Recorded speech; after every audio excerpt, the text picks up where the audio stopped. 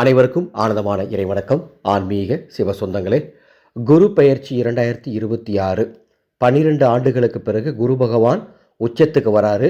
அப்பேற்பட்ட அற்புத குரு பெயர்ச்சி.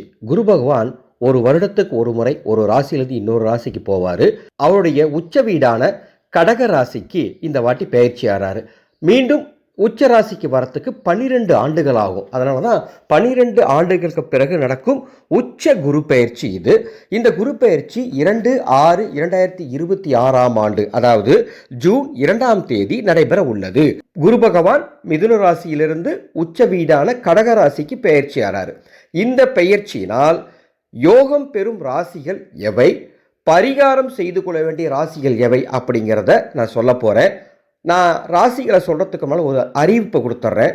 ஜோதிட பலன்கள், ராசி பலன்கள், குரு பெயர்ச்சி பலன்கள், சனி பெயர்ச்சி பலன்கள், ராகுகேது பெயர்ச்சி பலன்கள் ஒவ்வொரு ஜோதிடருக்கும் சில மாறுபாடுகள் இருக்கும். காரணம் அவர்களுடைய அனுபவம், அவர்கள் கற்றுக்கொண்ட குருவினுடைய அனுபவம், ஞானம். இதன் அடிப்படையில் ஒவ்வொரு ஜோதிடருக்கும் பலன்கள் கொஞ்சம் முன்ன பின்ன இருக்கும். இந்த ஆடியோவில் நான் சொல்கிறது என்னுடைய கணிப்பு. இதை ஏற்றுக்கொள்பவர்கள் ஏற்றுக்கொள்ளுங்கள், மாற்று கருத்து இருப்பவர்கள் உங்கள் விருப்பம் போல் பின்பற்றலாம்.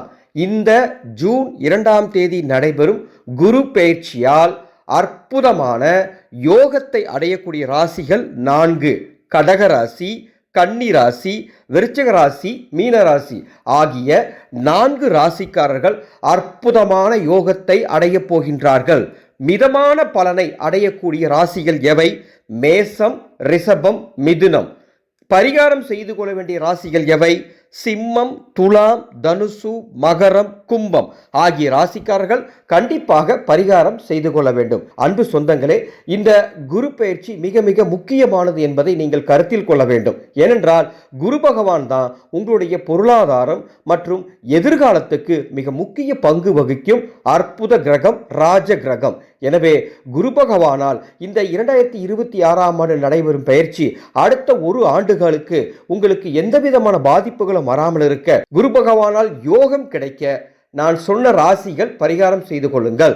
மிதமான பலனை பெறும் ராசிகளாக இருந்தாலும் சரி, பரிகாரம் செய்து கொள்ள வேண்டிய ராசிக்காரர்களாக இருந்தாலும் சரி, நீங்க இருவருமே பரிகாரம் செய்து கொள்வது மிக மிக அவசியமானது. யோகம் பெறும் ராசிகளை தவிர மற்ற ராசிகள், மீண்டும் சொல்றேன், மேசம், ரிஷபம், மிதுனம், சிம்மம், துலாம், தனுசு, மகரம், கும்பம் ஆகிய ராசிகள் பரிகாரம் செய்து கொள்வது சாலச் சிறந்தது.